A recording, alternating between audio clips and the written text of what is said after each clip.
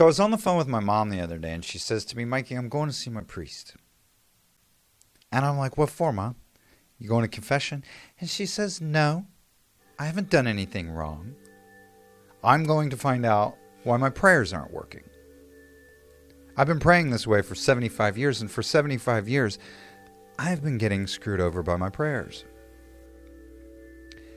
And I said, yeah, I know what you mean, Ma. It's like the devil himself gets a printed copy of your prayer and then personally sees to it that you get the inversion of your request as a response to your prayer. And she says, yeah, that's exactly what I'm going to say to my priest.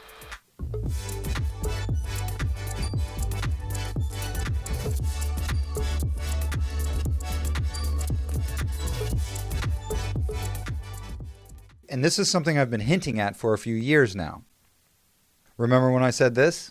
And I've come to realize that it's kind of good to not telegraph your moves on planet Earth today. Like if you have outcomes and desires and wants and things that you want to see happen, like it's kind of a good idea to not even think about it too loud, if you get my drift.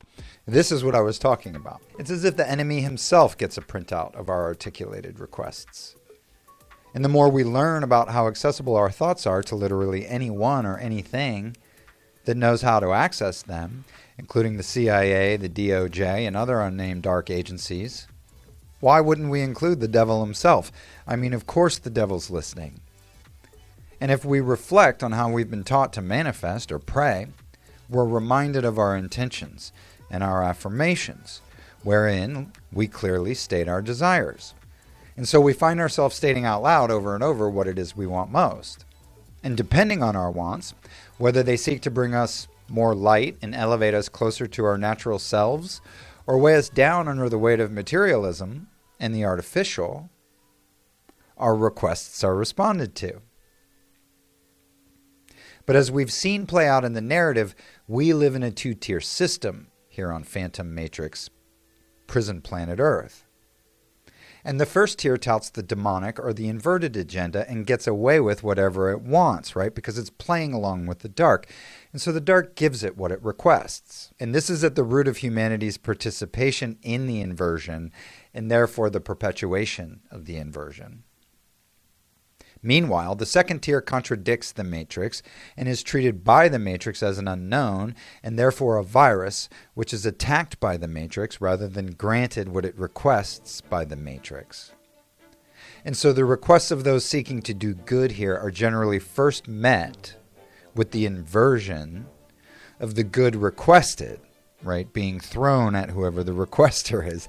So if you pray for peace for all, and you articulate this request over and over, I pray for peace, I pray for peace, I pray for peace for all, you may wind up getting mugged for your prayer.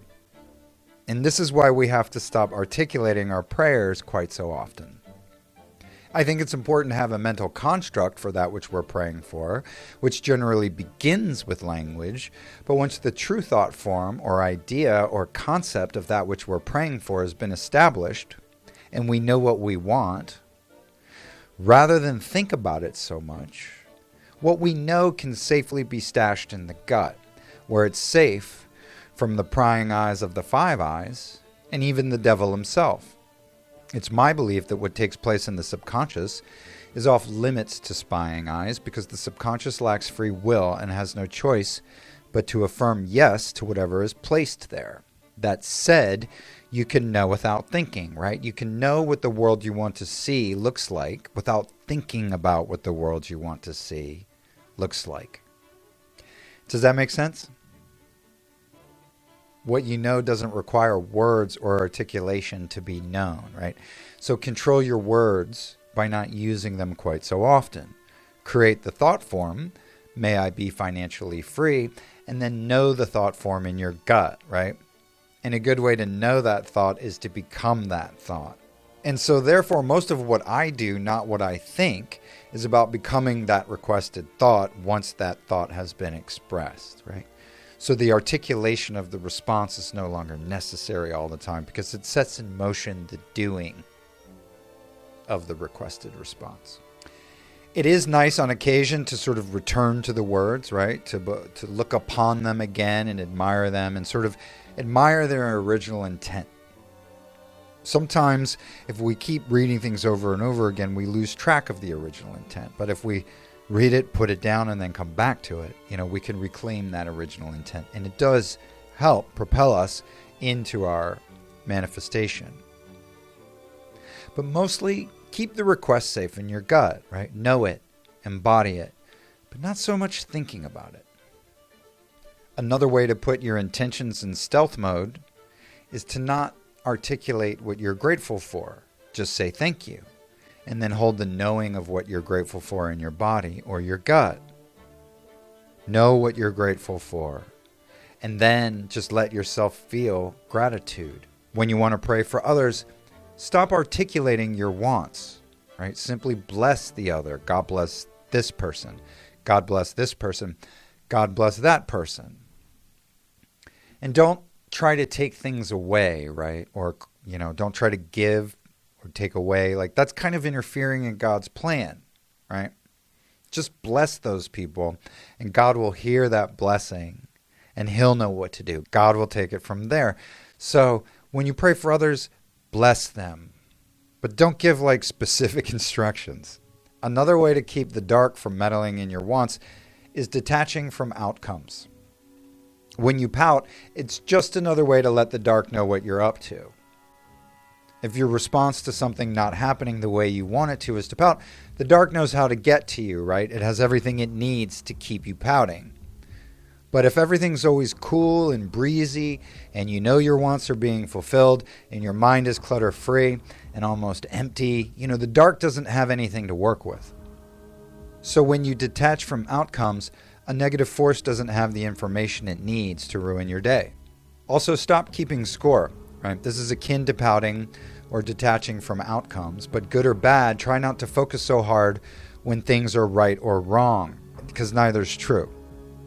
You're not the one keeping score anyway, you only think you are. Know the outcome you want in your body, and then embody the knowingness of the outcome you want in what you do. How you live. Build it day by day. And the thinking embedded in the doing of that which brings you closer to your desired outcome will place you in the frequency of your desired outcome. Right?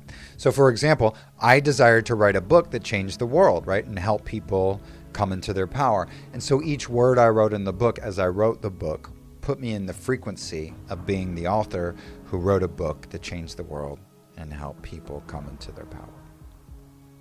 And so I'm not saying that articulating doesn't work, right? Or weakens our intention. I'm not saying this. Articulating does work. And it does update the ether with our wants. For certain, it's just that it also telegraphs our wishes, right? And so we have to remember when we're praying, God's not the only one listening. And so when we telegraph our wishes, it makes them accessible on the wire. That's what we mean by telegraph. It's a news wire. And those who are listening are now aware of what we want and can send synchronicities based on your stated wants or the outcomes you wish to see. And depending on what you want, right, those synchronicities can either reinforce or discourage severely your attitude about your want. And then it's your attitude which then tricks you into being the undoing of your want by influencing your attitude about that want. And I've said it before, it's easier to rob a bank and get away with it on prison planet Earth than it is to start a book club. And the reason why is because being bad was good for bad people, and bad people were in charge, right? And they were in the process of making us all bad so that reality could be just or only bad. And because we'd all gotten kind of bad to the core with this badness that was being indoctrinated into us all as just sort of normal, we got really close to embodying this unending badness that they wanted to see. And so as a result, being bad was rewarded, right? It was easy to be bad. It was easy to do bad. And it was hard to do good. This is changing, but we were on the precipice for a while there. And so the point is, If you're not telegraphing your wants through an abundance of repetition, but rather embodying them, living them, and knowing them, you're decreasing the inroads. You shield your soft targets. You put your desires in stealth mode. And so negative forces are simply unaware of them, right?